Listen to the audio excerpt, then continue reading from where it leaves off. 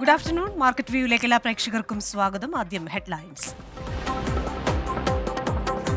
Budget പ്രതീക്ഷയിൽ തിളങ്ങി വിപണികൾ. കുതിപ്പ് രേഖപ്പെടുത്തിയ സെൻസെക്സും നിഫ്റ്റിയും. ഫാർമ, ബാങ്ക് മേഖലയിലെ ഓഹരികൾക്ക് നേട്ടം. ചുവപ്പിൽ മുങ്ങി ഏഷ്യൻ വിപണികൾ. ചൈനീസ് വിപണികളിൽ 1.5% ഇടിവ്.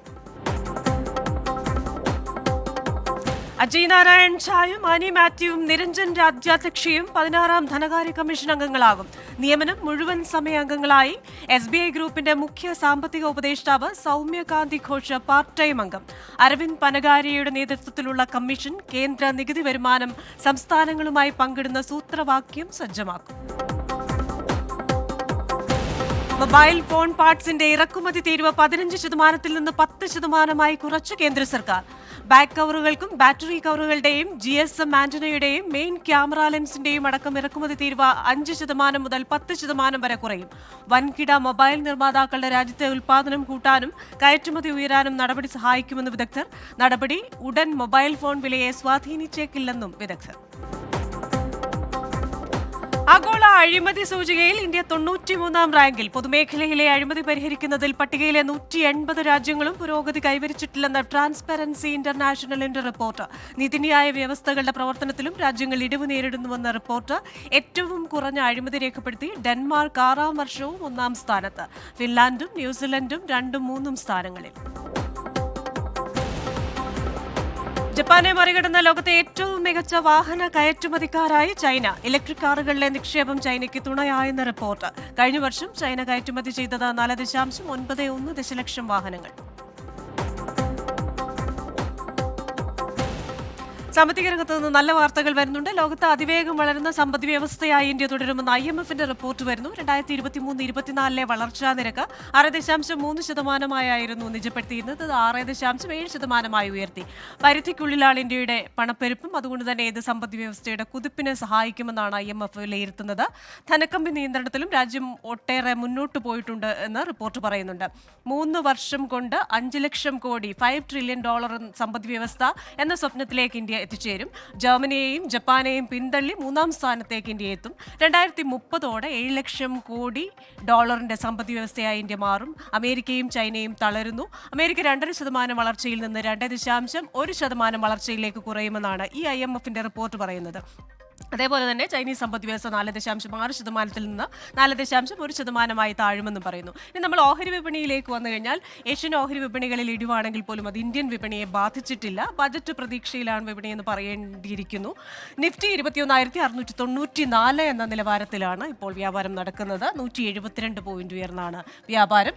നിഫ്റ്റി ബാങ്ക് ഓഹരികളും ഫൈനാൻഷ്യൽ സർവീസ് സെക്ടറും പച്ചയിലാണ്. വലിയ മുന്നേറ്റമാണ് കാഴ്ചവെക്കുന്നത്. ഇതും ബജറ്റ് പ്രതീക്ഷയിലെന്ന് പറയേണ്ടി വരും. സെൻസെക്സ് 71,718 എന്ന നിലയിലാണ് വ്യാപാരം നടക്കുന്നത്. 578 പോയിന്റ് ഉയർന്നാണ് സെൻസെക്സിൽ വ്യാപാരം നടക്കുന്നത്. നമ്മോടൊപ്പം ഈ ഇൻട്രാഡേ ട്രെൻഡ് അവലോകനം ചെയ്യുന്നതിനായി ശ്രീ പ്രിൻസ് ജോർജ് ഉണ്ട്, MD DBFS.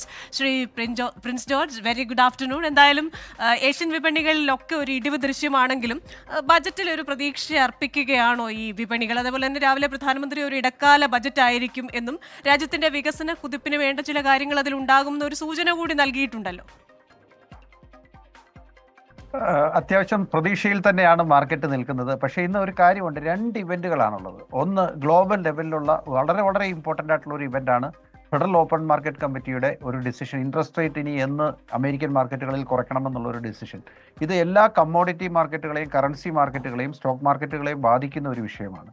അതുപോലെ തന്നെ അത് നാളെ രാവിലെ നമുക്കറിയാൻ സാധിക്കും. നാളെ ഒരു 12 മണിയോടുകൂടി ബജറ്റ് അവതരണത്തിന് ശേഷം ബജറ്റിലുള്ള ആളുകളുടെ എക്സ്പെക്ടേഷൻ മീറ്റ് ചെയ്യുന്ന രീതിയിലുള്ള കാര്യങ്ങളാണോ എന്നുള്ള കാര്യം അറിയാൻ പറ്റും. ഇത് രണ്ടും ഉള്ളതുകൊണ്ട് തന്നെ കഴിഞ്ഞ 2-3 ദിവസത്തെ വോളറ്റാലിറ്റി നോക്കിയാൽ തന്നെ നമുക്കറിയാം മാർക്കറ്റ് കംപ്ലീറ്റ്ലി അൺഡിസൈഡഡ് ആണ്.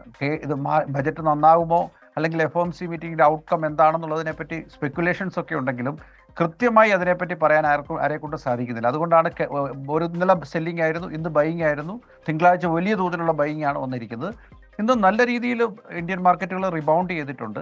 21,700 ലെവലിലേക്ക് നിഫ്റ്റി വന്നു. എനിക്ക് തോന്നുന്നത് മാർക്കറ്റിന് ഒരു ആൻറ്റിസിപ്പേഷൻ എന്താണെന്ന് ചോദിച്ചു കഴിഞ്ഞാൽ ഇന്ത്യയുടെ മേക്ക് ഇൻ ഇന്ത്യ ക്യാമ്പയിന് ഒരു ശക്തി പകരുന്ന രീതിയിലുള്ള പോളിസി. ഇപ്പം മൊബൈൽ ഫോണിനെ പറ്റി താങ്കൾ നേരത്തെ പറഞ്ഞു, ഇതുപോലത്തെ കുറച്ച് അനൗൺസ്മെൻറ്റുകളൂടെ നാളെ പ്രതീക്ഷിക്കുന്നുണ്ട്.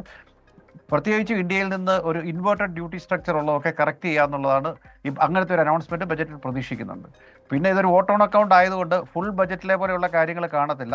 ചില ആളുകളൊക്കെ പറയുന്നു വോട്ട് ഓൺ അക്കൗണ്ട് എന്ന് പറഞ്ഞാൽ വോട്ടിന് വേണ്ടിയുള്ള സംഗതിയാണെന്നുള്ള രീതിയിലൊക്കെ തമാശ രൂപേണ പറയാറുണ്ട്. അപ്പോൾ അത്തരത്തിലുള്ള എന്തെങ്കിലും പ്രപ്പോസൽസ് ഒക്കെ ഇതിൽ വന്നാൽ മാർക്കറ്റ് അതെങ്ങനെ കാണും എന്നുള്ള കാര്യത്തിൽ അറിയത്തില്ല. ഏതായാലും ഈ ഓപ്ഷൻസ് മാർക്കറ്റിൽ പ്രീമിയം ഒക്കെ വളരെ ഹൈ ആയിട്ട് നിൽക്കുന്നത് സൂചിപ്പിക്കുന്നത് രണ്ട് സൈഡിലേക്ക് മാർക്കറ്റ് കയറാനും ഇറങ്ങാനും ഉള്ള ചാൻസസ് ഈക്വൽ ആയിട്ടുണ്ട്.